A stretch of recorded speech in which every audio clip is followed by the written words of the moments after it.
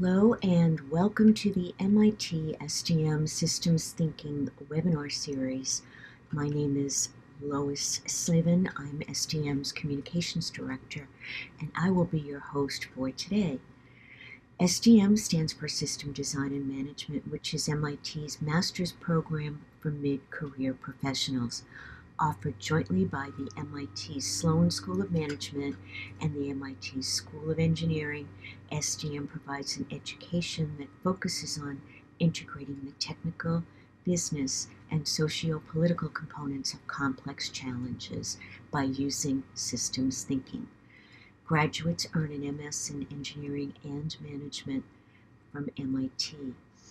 The MIT STM Systems Thinking webinar series features research conducted by STM faculty, alumni, students, and industry partners.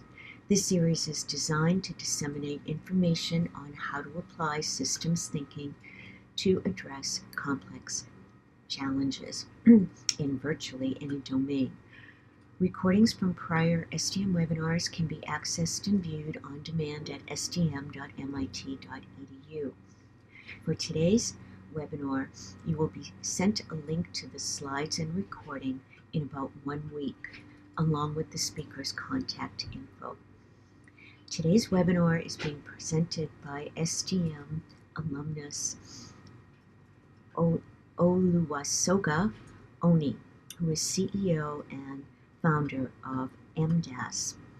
Before he starts, I would just like to remind everyone that we welcome your questions. Please post them directly into the chat section addressed to everyone, and there will be a Q&A at the end of Olu's presentation.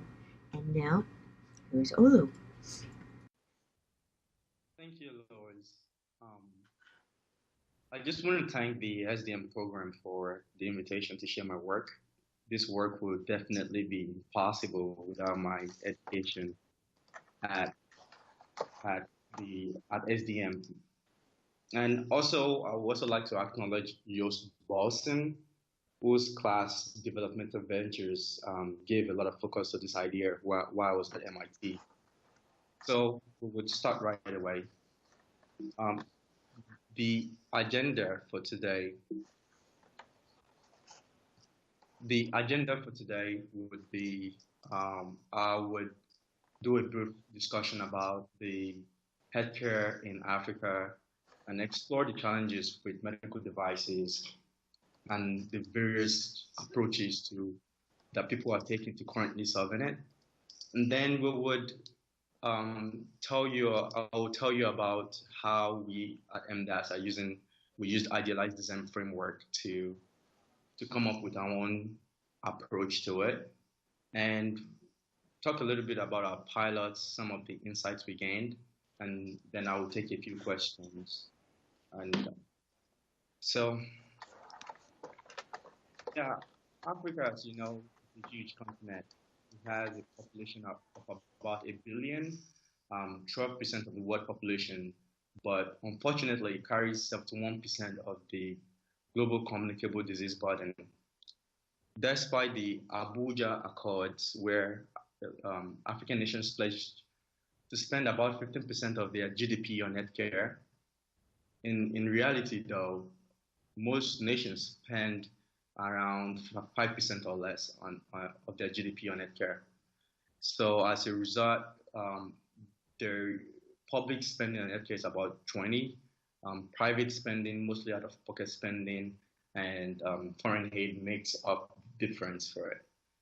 And it is a huge challenge that the continent is underserved with in medical devices, and the people in the continent are grossly underserved. So today we'll be talking about medical devices, and one of the things we'll first do is talk about what the definition of a medical device is, because different things constitute a medical device.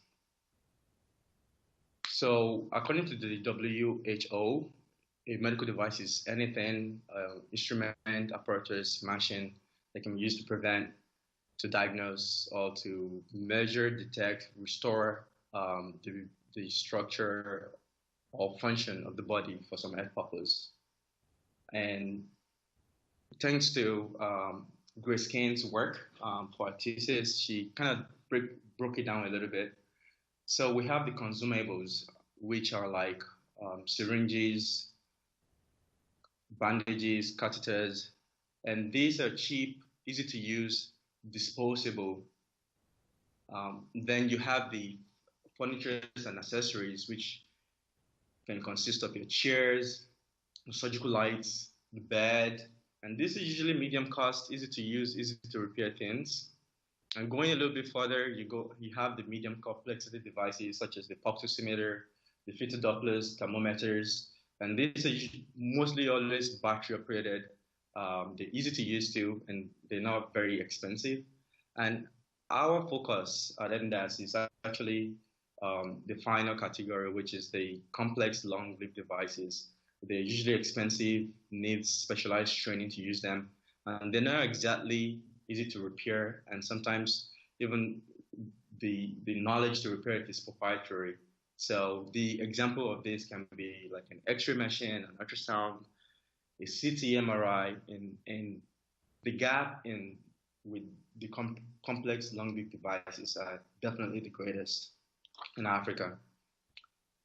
So moving forward, simply put, high-quality, life-saving medical devices are not accessible to many facilities that needs them in Africa. And two data points that is on the screen shows that there was a recent study in 2011 that found out that 40% of all medical equipment with low-resource hospitals are not usable; they're broken down. And there was another global surgery report that did a research in Nigeria, where I'm from, that found out that 41% of the first-rate hospitals didn't have one X-ray machine. So imagine going to an hospital and realizing that you don't have an X-ray, or you having to travel for 8 hours to go get a CT scan. This is the reality in many of these places. And what is also quite surprising is that you hear about the medical equipment scarcity, but one thing that is not scarce is the medical equipment graveyard, which is where people dump equipment that they haven't figured out, they couldn't figure out what to do with it once it stopped working. And things like this are actually quite common, and it's been well documented in Africa. So to understand why this happens, we need to understand the life cycle of a medical device in Africa. So one of the first things I learned when I got to MIT is this concept called the Anna Karenina principle, taken from the first line of Anna Karenina by Russian novelist Leo Tolstoy, which says, all happy families are all alike, but every unhappy family is unhappy in its own way. So looking at this image, at every node that you see, for in places where medical devices are not a challenge, every node is seamless. There's no problem with it. But in places where, in Africa, where there's this medical device challenge, you just need just one node to go bad, then the whole problems crashes, and you will have this problem. So, and you can see at each point, you can see the things that could go wrong. So if you don't get the appropriate device, then you are getting cheap substandard devices that breaks down often would cause the problem, because when they break down, the skills to fix it is not on the ground. So, or if you don't have staffs that are properly trained to use the equipment, they might use it in ways they shouldn't use it, and then end up the equipment end up in a graveyard.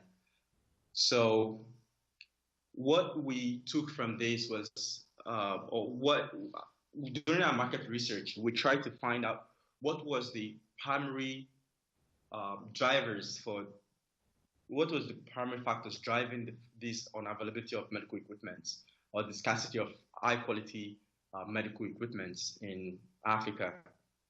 So one of the things we realized was that the capital requirements to have this equipment present a huge barrier to the facilities that need them the most. And what drives that is because these hospitals also treat the poor, so low income. They have low income patients, and then there's no health insurance. There's low health insurance penetration, so there's no way for them for the industry to pull resources together and equip these hospitals so that they can have the funds they need to buy the equipment they need. And also because some manufacturers have decided that, well, there's not a lot of margin to be made by selling to this this small and medium-sized hospital, to absolutely just ignore them. So that is one aspect of the equation. Another aspect that is also absolutely critical is financing or ways to reduce that barrier of capital requirements. The fact is the interest rate in places like Nigeria, where I'm from, and many other places is about 20%, 25%, which is almost like a loan shark rate in other places. But because the banks don't understand the industry, there's a deficiency of trust and lack of information. So financing is never really an option. And finally, the dearth of technical knowledge in these places means that it's hard to get export biomeds. It's hard to get access to spare parts and manuals, and lack of training. And so these are the things that drive this main challenge. And this challenge is well documented, like I said earlier, and many approaches have cropped up over the years to try to make this go away. But unfortunately, it's still here. So the first one was what is kind of like what people want to do. Almost people's first instance is to donate. Yeah, donation is good for the end users. If you eventually get the donation, it's free to you. Your donors get tax rebate, and then they get to feel good about the social impact they just made. But often, what doesn't get discussed is the follow-up service support that the equipments need. And when they don't have it and the equipment breaks, the equipment end up in a graveyard. Or the fact that donations fundamentally distorts local markets. So it makes it hard for people in the industry to want to set up if everybody around you gets donated equipment. And then there's also some regulatory issues since many of these donors are not local. And so some governments in Africa are actually actively kicking against donations right now because they don't want people to just dump bad equipment into their countries. And one final thing to point out is that because most of these donations typically go to public hospitals and faith-based organizations, the private sector sector, which has serviced a lot of the populace, are actually left out of this.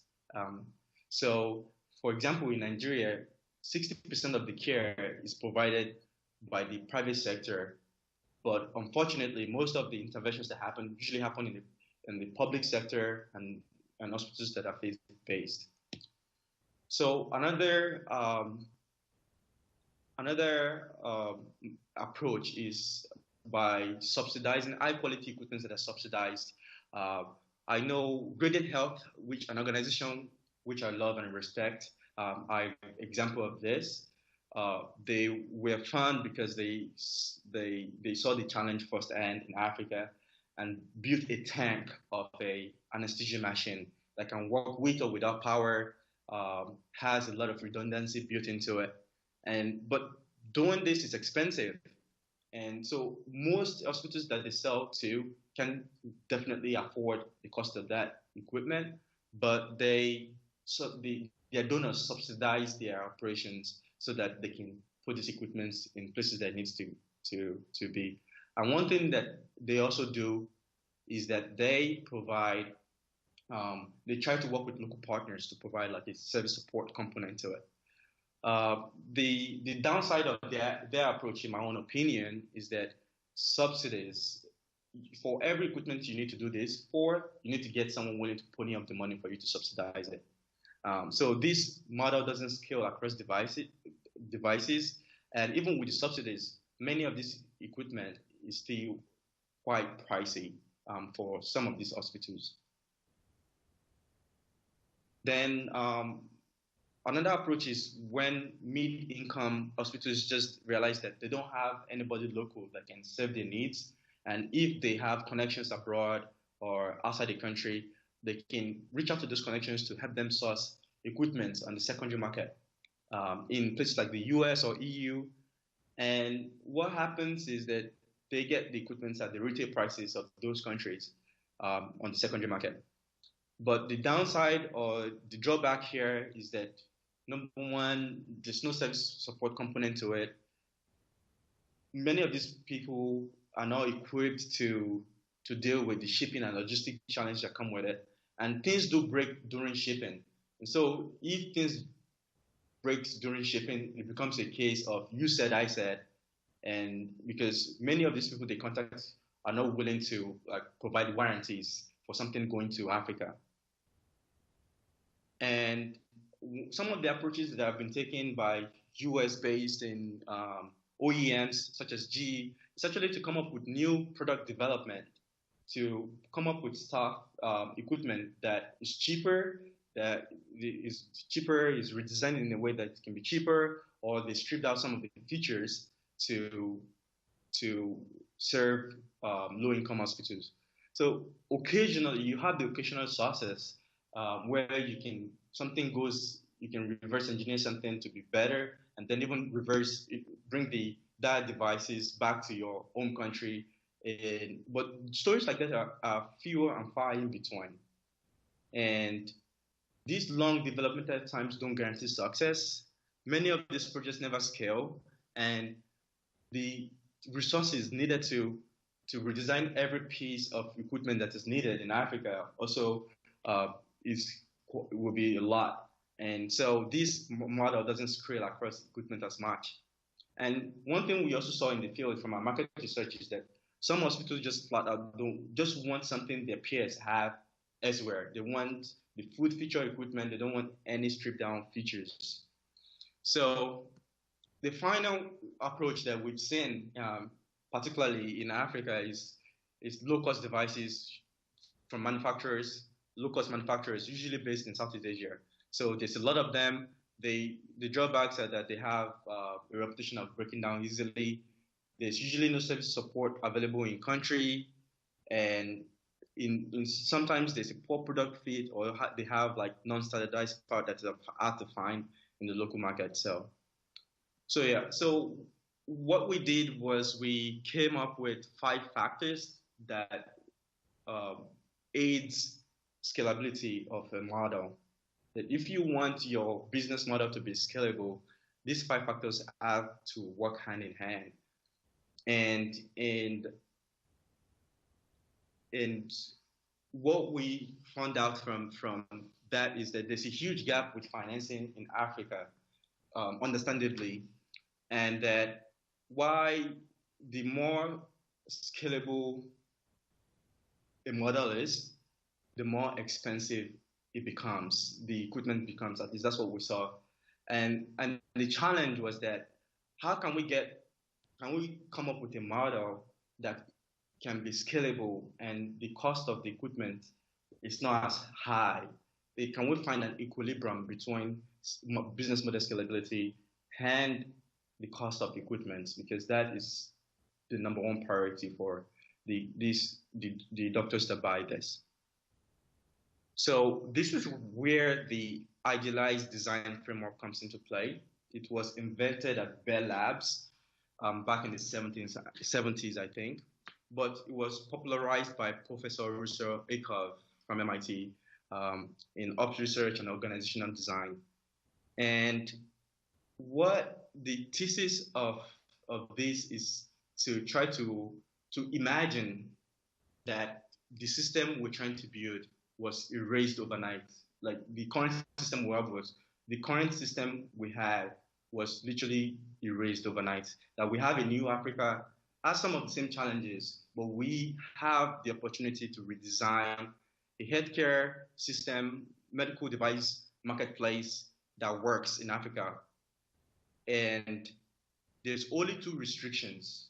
Any system we design must be legal, must follow the local laws of the land, and must not be something from a sci-fi movie. It must be actually technically visible right now. So the whole idea of this is to project an ideal system, and which is where we want to be, and then work backwards from where we want to be to where we are right now.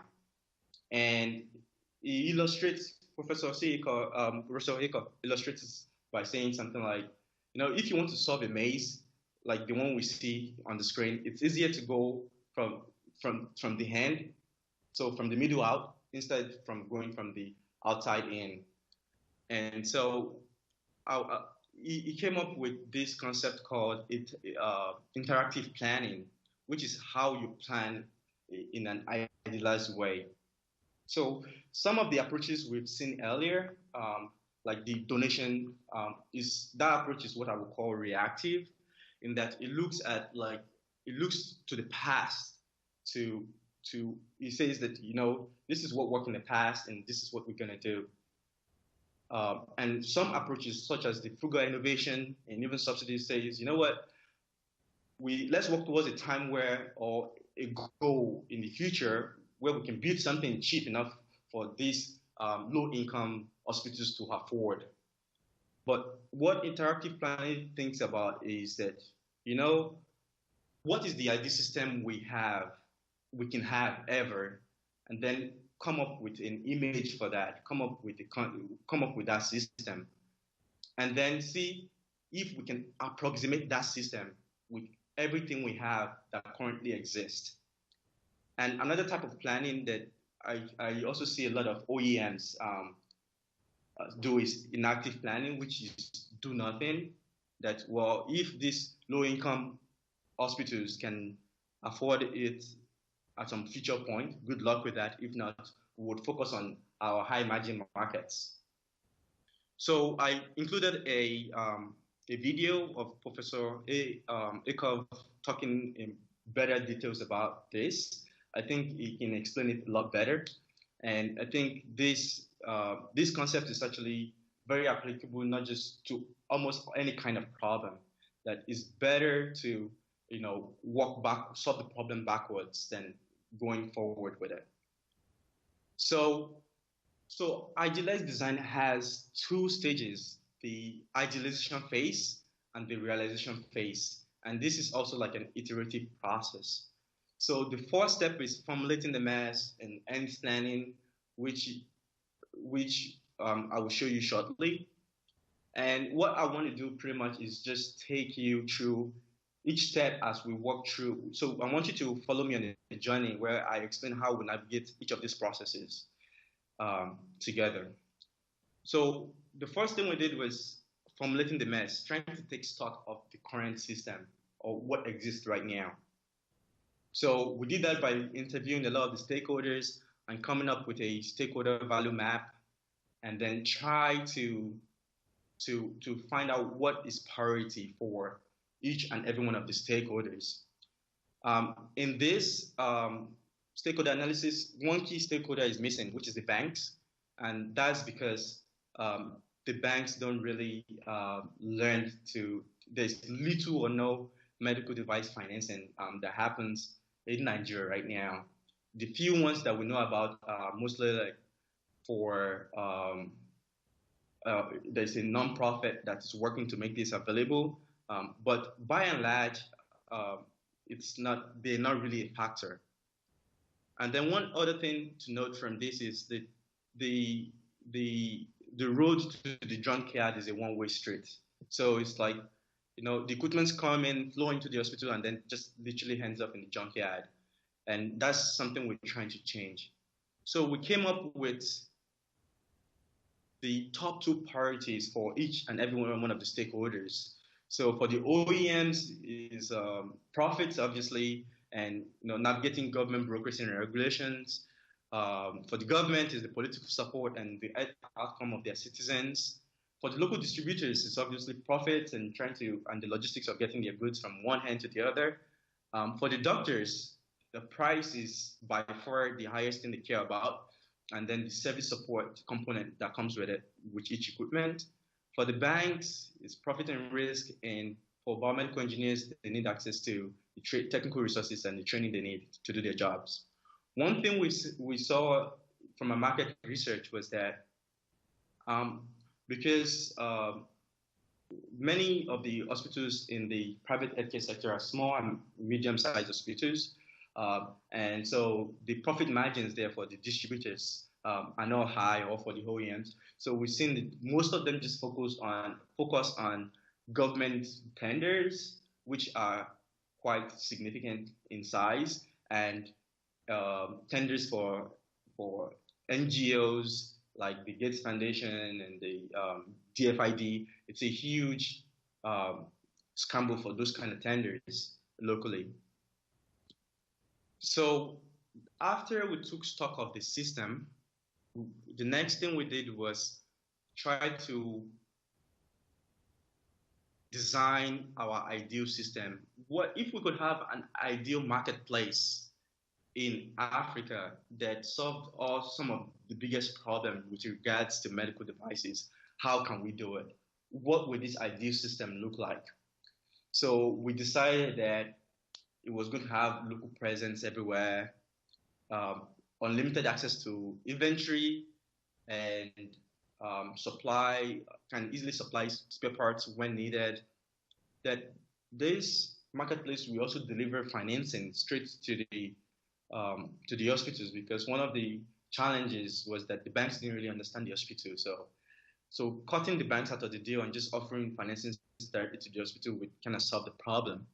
And then the technical expertise needed to maintain the equipment on the field, and access to technical resources such as manual and software that sometimes can be proprietary and hard to get. And then we also wanted an organization that would help train. There's a severe lack of skilled biomedical technicians. So we wanted our ideal marketplace to provide training, and not just to the biomedical engineers, but also to the users of the equipment. And then we wanted this equipment company to be able to reach the heart of Africa. So we wanted it to be able to get to hard to reach places where it's harder for other organizations to get through to it. And still imagining this, still in the process of imagining the operations of this ideal medical device marketplace, we decided that it would be good for that marketplace to centralize a lot of the expensive activities like equipment sourcing, refurbishment, supply chain, to centralize it at a single point, and have the subsidiaries or partners or joint ventures or franchises, have them focus on actually understanding the needs of the local hospitals, and actually servicing their needs instead of worrying about operations, about how to source their equipment. So that was what we came up with. The next question is now like, is there a way to approximate what we came up with, given the current things that exist, given the healthcare system in Africa and across the globe? Is there a way we can approximate this ideal marketplace? What we found out was yes, probably yes, there was a way to do it. So we decided that locating the central point where in the US, where you have, which I will talk more about in a minute, we can centralize sourcing, refurbishment, and supply chain in the US, and then be able to serve multiple locations on the African continent with sales. The local organizations will be supported to offer financing to the local hospitals, and then the local organizations in Africa too will provide the service support, and we felt like yes, this was actually doable. And the question I might get asked would be like, why the U.S. for your equipment supplies? One thing we found out about by studying the U.S. Medical device industry is that there is a high rate of equipment turnover. Hospitals are incentivized to turn over equipment every 4 years or so. And so because of that, it's led to a very, very robust secondary equipment market. And you also have like the availability of people that know a lot about this equipment, so the technical resources that we needed. Historically, there's been a connection between the OEMs and the secondary device marketplace, where sometimes the secondary device marketplace actually help the OEM with some of what they need to do. And the network effects about having this cluster of equipments in the US and equipment companies in the US makes it very attractive to us. So the picture below is a picture from one of the warehouses for one of these medical equipment companies. This is located in Fall River, and this is literally high upon high of medical equipment just sitting there for months and months and sometimes years and not used. And I jokingly refer to this as equipment purgatory. And the fact that these equipment can afford to sit on the shelf without being used, these are perfectly functioning equipment that are just sitting there not being used. And recently, just a few days ago, there was a report out by ProPublica about how much waste is in the US healthcare system with regards to medical equipment. And this waste also feeds into the secondary equipment marketplace that makes it very, very attractive for us to locate this central point of our operations here, because we know that to be easy to get everything we need, to be easy to get equipment, to be easy to get people, technical resources around it. Then once we got that figured out, we had to estimate the resources, the capital, the efforts that we needed to do. And given that we just had a really small team, at that point we were a team of 4 people, and we needed to decide what can we do, what do we have to contract out to other people, and what are the activities that we needed to partner with someone else on. So financing, for example, we couldn't provide financing directly to the client ourselves, but we were able to partner with someone like a financing house, not a bank, because the bank wouldn't even listen to us. But we shared our plan with a financing house that did consumer lending, and they were interested in it. So through that, we were able to partner with them. So we estimated, okay, these are the partners we need to get. These are the things we need to contract out, and these are stuff that we can definitely handle ourselves. And then we raised money. Then we knew how much money we needed to raise to be able to test out this idea. And then finally, we literally had to plan out how to actually execute. So implementation. So picking a location, we picked Southwest Nigeria, evaluating the laws to make sure that we're not breaking any medical device regulation in the US and also in Nigeria. And then knowing what we needed to register, the business structure, how do we need to register, what are the requirements to register for business registration. And then also one of the things that was very hard, but that we knew we absolutely had to do, was secure the partnerships. So it was a few months of just literally trying to convince people of what our goals were and sharing our plans with them.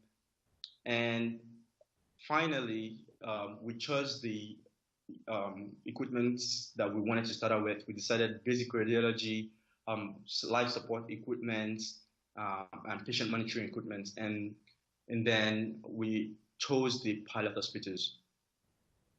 So the final step was to figure out how do we want to measure, what metrics do we want to use to measure our business to make sure that we're meeting our goals, just aside the regular business KPIs. So in this, because we also consider ourselves a uh, social business, so we do care about, like, how many facilities we are in, how many pieces of equipment we have in the field, and equipment up times, which is very important, and so on. So then we moved into the implementation phase. So in January of last year, we launched NDAS in Nigeria. And what we did was we had 3 hospitals that signed up for our pilot. And over the course of the year, that expanded into 6. And during that year, we did revenues of 100K, which was great. We won innovation awards in the US and in Nigeria. We secured partnerships, which I talked about. And one of the proudest things that of the things we heard is that our equipment have been used in a lot of procedures. And the last count was about 5,000 procedures. And right now, our equipment supports 2 or 3 spinal surgeries every week. So we are very, very happy about that. So I just wanted to contrast what we're doing with all the other approaches that we spoke about earlier. One of the major difference is that we're actually providing financing through our partner to the doctors directly. So if you want to lease a device, lease a medical equipment over 3 years rather, you could do that with us. If you wanted to do short-term equipment rental, feel free to be our guest. And then also providing the quality, which is very important, and the product fit for the hospitals, in addition to affordability and providing support. So what I've described is just pretty much shows you like a bird eye view of what our business is. But to the Nigerian doctors that we talk to, they don't see us that way. They see us as someone that provides them equipment. We do mostly refurbished equipment. Our equipment have lower price per feature than almost any other in the market. And we believe we priced for the budgets of the hospitals we work with. And we offer, like I said earlier, flexible acquisition options, payment plan, leasing, equipment rentals, and then any equipment that we sell, we provide a 1-year warranty on it, and it's free installation. During that 1 year, we will come quarterly for equipment pre-planned maintenance, and we are very responsive to our clients. So I wanted to contrast this also with the life cycle of a medical device that I talked about earlier. Here we are, there's a loop. This is a loop. Instead of the one-way journey to the graveyard, this is a loop. We want to be able to, once equipment is in use, we maintain it, we repair it if need be. If the doctors decide they wanted to upgrade, we would happily buy back from them and refurbish and put into another hospital that needs it maybe at a lower price point, and keep doing this till we are in as many hospitals as possible all across the continent. So one of the things that really gets talked about is is the problems we face as a startup when we talk to people.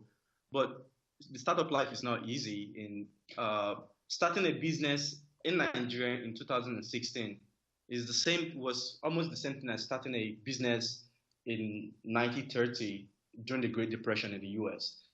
The Nigerian economy fell into the worst recession ever during last year, and our customers pretty much lost half of their buying power overnight.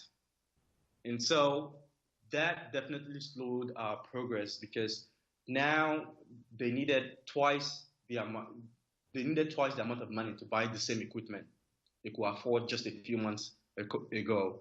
So that was definitely a curveball we got thrown.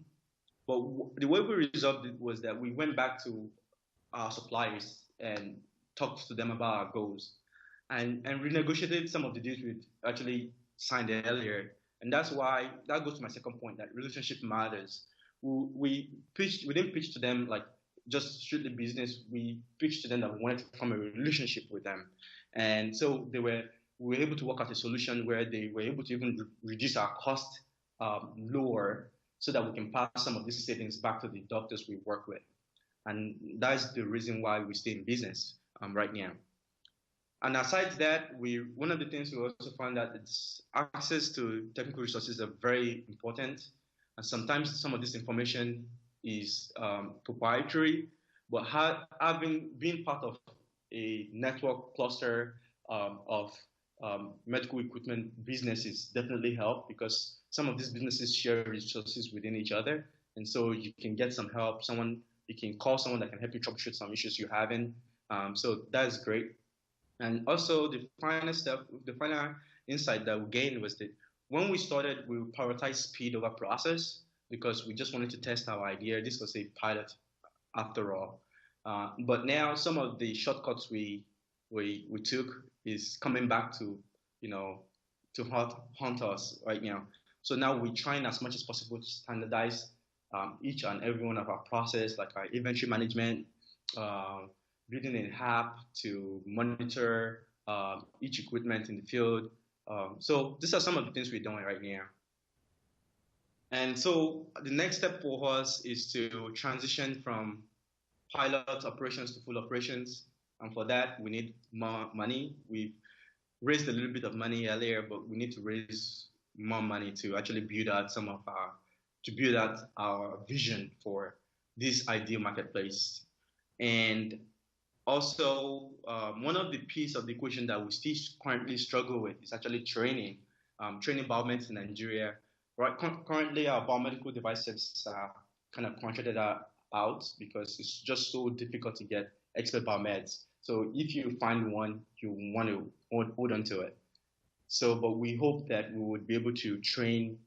We will be able to build a training as part of our organization, build a training component to it so that we can train biomeds and these biomeds can go on to work for hospitals and in the end make the healthcare sector more robust.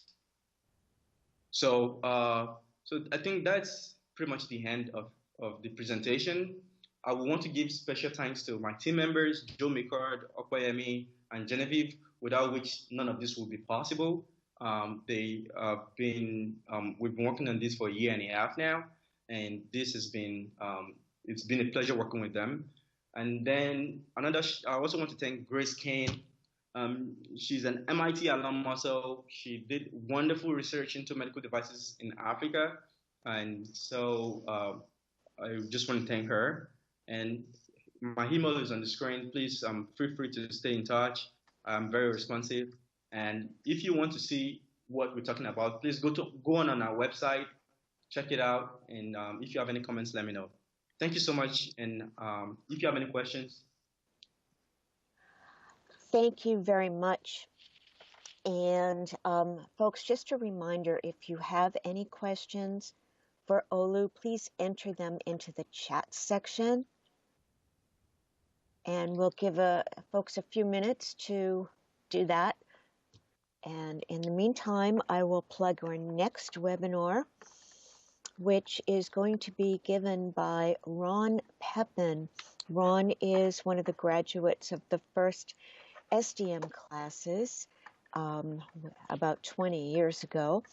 And he will be speaking on applying systems-based methods to challenges in product development, management, and organizational dynamics. He is the former CIO of Otis Elevators, and where he worked for 20 to 30 years, and he's got a good perspective on how he worked before SDM and after. You will all be sent more info and a link to registration when we send out the follow-up email with a link to today's webinar and slides. Our first question is from Fred Khalil. He says, first of all, thank you for sharing and congratulations. Some of this model is similar to the used/refurbished equipment market for electronics production. Pick and place, machines, reflow ovens, etc. Have you researched other industries with prohibitive capital? Yes, thanks for that question, Fred. So I actually wrote my thesis at MIT on other spaces rather than medical equipment. So my thesis is capital equipment. I wrote it on capital equipment. So I looked at construction equipment in Africa. I looked at motorcycles in Uganda. I looked at United Rentals in the US. And so, a lot of this thinking came from actually looking at different models and how actually the history of actually making capital equipment affordable, and companies like Xerox did in being the first company to offer like leasing services for the photocopiers and so on, and how they evolved over time. But I think out of every company that I've researched, I think the one I'm most impressed with is actually United Rentals, because they've been able to pretty much consolidate the construction equipment rental service marketplace in the US. And they're the biggest construction company in the world right now because of that. So I definitely learned a lot from looking at different models in different industries. Our second question is from Adam Hathaway, who says, Mr. Oni, I apologize for not joining earlier, so you may have already answered this. What types of medical devices are your priorities to obtain? So right now, we do basic radiology. So radiology devices. So that can be X-ray, ultrasound, C-arm interventional X-ray equipment, mammograms, ultrasound, and but then we also do stuff like defibrillators, because it's quite important to have those kind of equipment in every hospital, and patient monitoring equipment and ventilators. So those are the kind of equipment we're talking about right now. But in the future, we want to be able to do CT scans, which we've gotten a lot of requests for, but we don't have the capital to do it. So CT scans, MRI, like interesting to many people here. But currently, at our size, we don't have the funds to do it. From Fabio Corre, congratulations. This is a great project. My question is, if you had any kind of government support or help in regulation or financial or tax issues. So unfortunately, we didn't. And dealing with government is not pretty. So this is something that we have to actually do our own research and actually know what regulations we need to follow.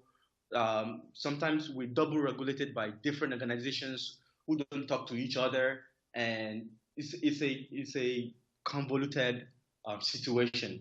So we don't have any help with that. But because we have a really good understanding of the local context, we are able to navigate it. And I will give you an example. The first time we tried to ship equipment to Nigeria, it took us almost 3 months to get our shipping import permit. But the second time, it took us 2 weeks. The third time, it took us 1 week. So by understanding, the bureaucracy, we can plan ahead for it and we can optimize for it. And so we don't, unfortunately, we don't have much government support. But what the support we've gotten is we've won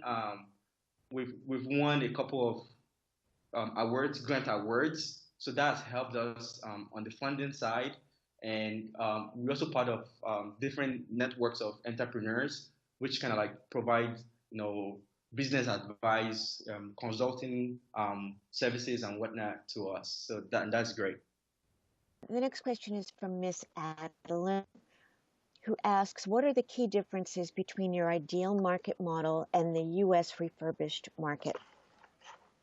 So our ideal model is actually shares a lot of similarities with the U.S. secondary market actually, because I think the secondary market, having spent a lot of time researching and actually working in the U.S. secondary market, I have a new appreciation for um, everything that goes on there. There's a few differences with us. In that the kind of price points we looking at, the kind of customers we have are different from the kind of customers they have here. So you're able, you're able to charge a premium, especially if a independent dealer actually refurbish an equipment, it charges a premium for it, and it also helps that they actually buy a lot of this equipment on pennies on the dollar, so they would always make their money. But for us, we can't just afford to just charge anyhow. We literally have to know what our customers are willing to pay, and then go from there. I think a lot of the components that exist in the U.S. Marketplace are something that get. We're trying to emulate. The fact that in the U.S. market, if you need a piece of equipment today, you can just call up someone and rent a piece of equipment, is an idea that is very strange in Africa, in many places in Africa. And that's something that we're actually trying to actively replicate, where people just say, hey, you know what, I need a piece of equipment for like 3 weeks. And then we can provide that equipment for them for that period of time. So, thank you. From Juan Avalos, who says, this was very good. Do you intend to replicate this medical system in other markets? So yeah, so we aim to our big focus right now is Africa, because the gap is just tremendous, and so we plan to replicate this model in. We're looking at countries like Kenya. They have a big private healthcare space. Ghana is another one of that. Ethiopia. These are the countries that we're kind of looking at the healthcare space there and see if if they're interested enough to us. But once the limiting factor right now is definitely fundraising. But we aim to actually replicate this model because we think that it will be easy to scale this model across different countries in Africa.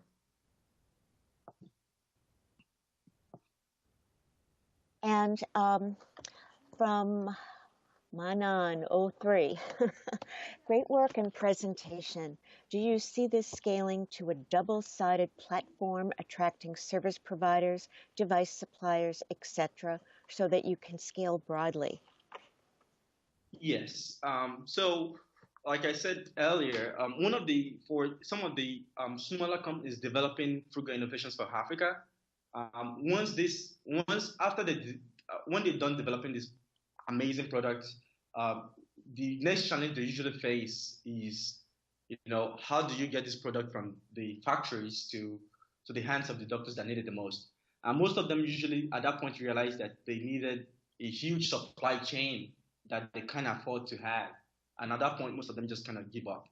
So if with our model, we can liaise with companies doing innovative stuff like that and actually help them bring their products into Africa, because we have local presence on the ground, we can help them support it.